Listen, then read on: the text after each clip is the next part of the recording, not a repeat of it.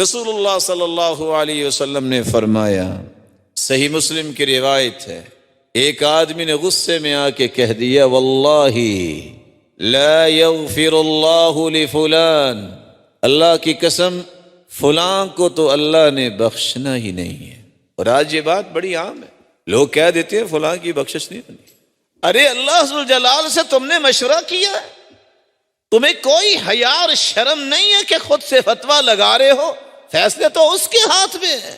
بخشش کا معاملہ، جہنم کا معاملہ اللہ ذوالجلال نے اپنے پاس رکھا، یہ کسی کو نہیں دیا۔ فتوے نہ لگاؤ۔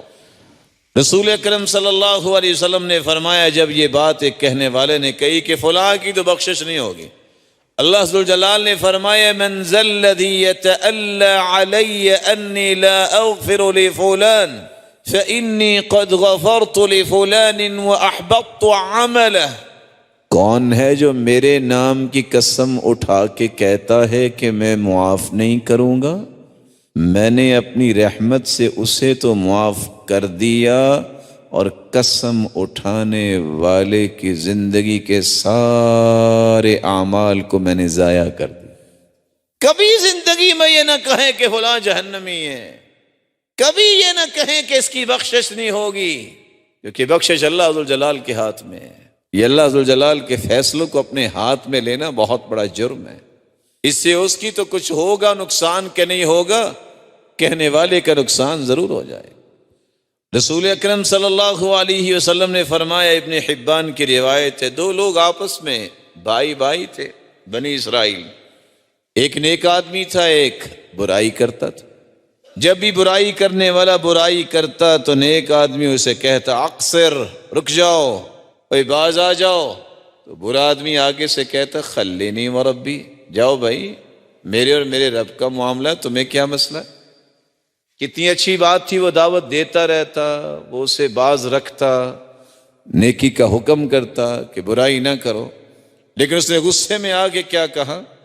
دو لفظ بول دیے، واللہ لا یغفر اللہ لک ابدا، اللہ کی قسم اللہ ذوالجلال نے آپ کو کبھی بھی معاف نہیں کرنا۔ واللہ لا یدخلک اللہ الجنہ، اللہ کی قسم اللہ تمہیں جنت میں کبھی بھی نہیں لے کے جائیں گے۔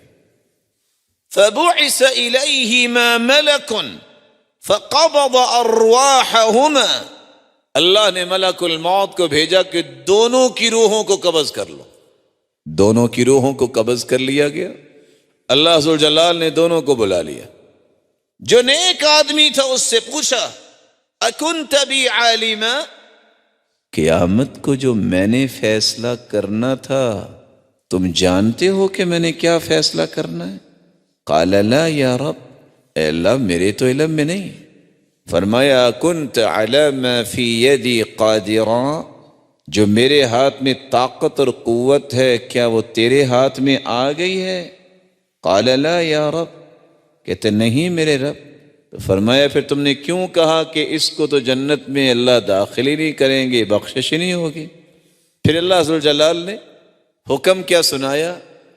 اس گنہگار سے کہا کہ اذهب فادخل الجنت برحمتی، جاؤ میری رحمت کے ساتھ جنت میں چلے جاؤ۔ اور نیک آدمی کے متعلق جس نے قسمیں دو جھوٹی اٹھائیں اور غلط فتویٰ دیا، فرمایا اذهبوا به الى النار، اسے جہنم میں لے جاؤ۔ کبھی کسی پہ اس طرح کا فتویٰ نہ لگائیں۔ یہ مایوسی ہے کہ آپ کہیں کہ اس نے تو سدھرنا ہی نہیں ہے، نہ جانے وہ سدھر جائے اور تم خراب ہو جاؤ۔ نہ جانے اللہ ذوالجلال کی کیا حکمت ہے، کب اس کا ظہور ہوگا۔ کبھی بھی مایوس نہ ہوئیے۔